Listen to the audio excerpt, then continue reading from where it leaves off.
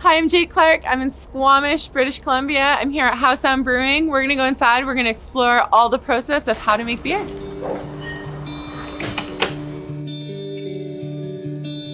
Can you tell me a little bit about How Sound's history? How did this brewery come to be?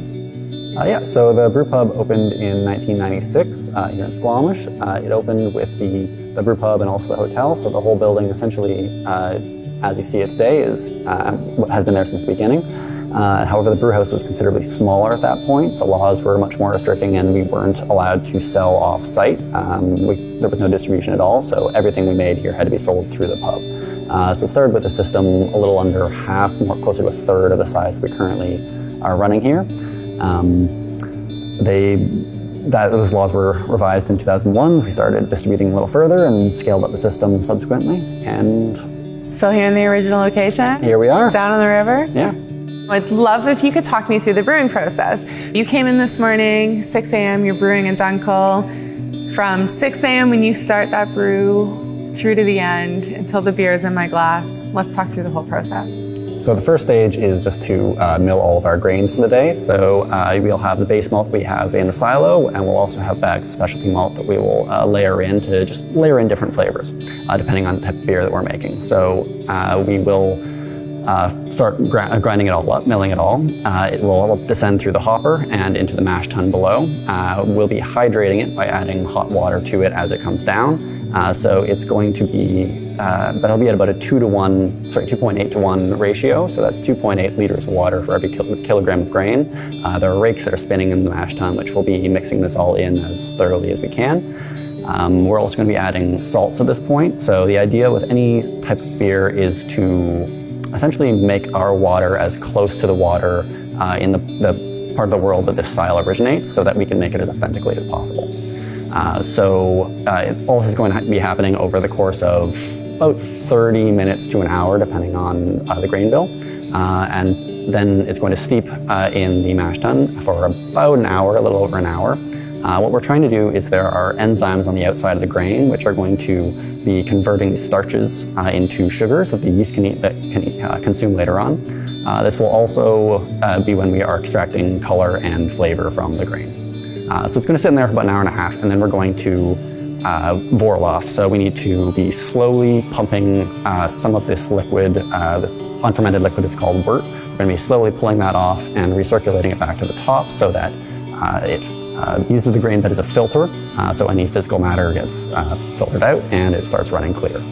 Once it starts running clear, then we can begin our lauter, which is a process where we are pulling the wort off into the kettle and leaving all of the grain behind.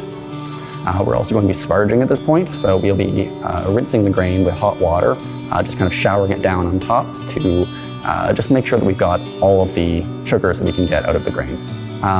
Once it's in the kettle, we're going to bring it up to a boil and add our hops.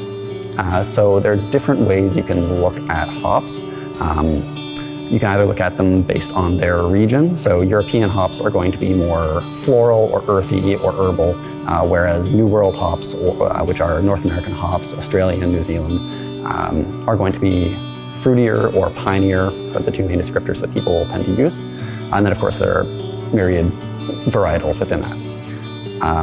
You can also look at hops in terms of their usage. So you'll have bittering hops or aromatics. So essentially the longer you boil a hop, the more bitterness you extract, the less flavor and aroma. So you'll usually have an addition at the beginning of the boil and then also a sizable addition at the end to just give you as a bright and full of flavor and aroma as you possibly can. At this point, we're going to want to chill it down, or rather we will whirlpool. So once the boil has completed, we will recirculate the wort in a circular motion. So it just kind of spins it around, and all of the hot matter, all the physical debris or trube is going to settle into a cone in the bottom of the kettle so that we can pull off the liquid without any of the physical matter. So it's going to run through our heat exchanger. So essentially just a series of interlocking plates. The hot wort is going to be running through in one direction, and we'll be running cold water through in the opposite direction to leach out the excess heat. This will just bring it down to the temperature that we've chosen for our yeast strain. Different strains like to work at different temperatures, and the flavor characteristics you get out of the yeast will vary dramatically depending on the temperature. So we're going to be pitching our yeast in line. As soon as you've passed through the heat exchanger, you've reached what we call cold side. Its hot side is everything before the boil, and once you've passed beyond that, it's considered cold side. So we're going to be pitching our yeast at this point, and it's going to spend about 5 days to 14 days to ferment. It varies depending on the yeast strain and depending on the ABV and just what we're going for.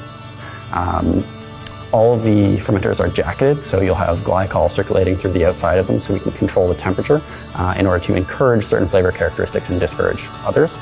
This will help us avoid off flavors and just guide the yeast in the right direction. At this point, once the yeast is telling us that it's done what it's going to be doing, we are going to start chilling it down to encourage the yeast to drop to the bottom. There's a conical shape there that will help just gather all the yeast up so we can pull it off and use it again on subsequent batches. Once the yeast has gotten used to eating certain sugars, it becomes more efficient at doing that. And so if you keep pitching it on the same type of beer, then you'll just get increasingly better results. The fermentation will be about 5 to 14 days. For the most part, it's on the shorter side there, but again, some strains just take longer to do what they're going to do. Once it's finished upstairs and we've pulled the yeast off, it's going to move into conditioning. So at this point, for us, it's literally upstairs and downstairs, but regardless, you'll have a conditioning room where our bright tanks are they're not jacketed, they don't have glycol. Instead, we just need to hold it at a cool, stable temperature. So we just have tanks all in fridges. And so we'll transfer into our bright, which is where we will carbonate the beer, and also where it will condition. So most of our beers only need about a week downstairs to condition and carbonate, whereas some of our beers take considerably longer. So for a lager, for instance, the lagering process is one that we give 10 to 12 weeks downstairs, just for the beer to clean up. And also for our barley wine, we brew that in December and release it the following December. So it spends a good 11 months of the year downstairs conditioning. For a layman who doesn't work in beer, what does conditioning mean? It really, sometimes the flavors just need time to mesh. They just, if you have a barley wine too fresh, then it will, the flavors can come off as quite harsh. Especially the alcohol can come through very present and almost gasoline-y. It's very, I can't think of a better word than harsh. Whereas with time, it all just, it's hot. And with time, it just all finds its equilibrium and balances out a lot better. And you end up with a much more nuanced beer. So similarly, even after we bottled it, those beers are often better after a year or two in the bottle because it just gives them a little more time to find the right balance. And when you're talking about carbonating the beer, how does that process work? So essentially, we are going to be forcing CO2 on it. So the colder the temperature, the more readily the beer picks up carbon dioxide. And so you'll either be doing it through head pressure, and we're just pushing CO2 down on the top of the tank, or we'll have a CO2 stone, and you'll be running it through and bubbling it up through the tank in order to encourage the beer to pick up that carbon dioxide. So every beer, of course, has carbonation, and there are different levels that are just style appropriate. What are some of the big challenges around brewing beer, and how do you mitigate some of those problems? There's a saying among brewers that brewers don't make beer, brewers make wort, yeast makes beer. And I think that that distance, that step back is important to acknowledge, that what we're doing is trying to provide the ideal circumstance to encourage the flavors that we want to come out and to discourage the other flavors. But it is, it's a fine line, and the off flavors that we're trying to avoid are never completely gone. They're just, we're trying to manage them to keep them below flavor thresholds. As a brewer, it's very easy to always be drinking fresh beer in ideal circumstances, but it's one of the biggest challenges is to essentially make the best beer you can and then see what it takes to break it, to see what it tastes like if it's been poorly aged, if it's been sitting for too long at the wrong temperature, and to see how far you can push it. So that is the real test of what we're doing, is to see how long it lasts. There's another saying among brewers that if it's a bad beer warm, it's a bad beer. Yeah, just because it's not in ideal circumstances, You should still be able to drink proud the of it. beer and enjoy it. Yeah, Thank you so much for sitting down and chatting with us today. my pleasure. Cheers.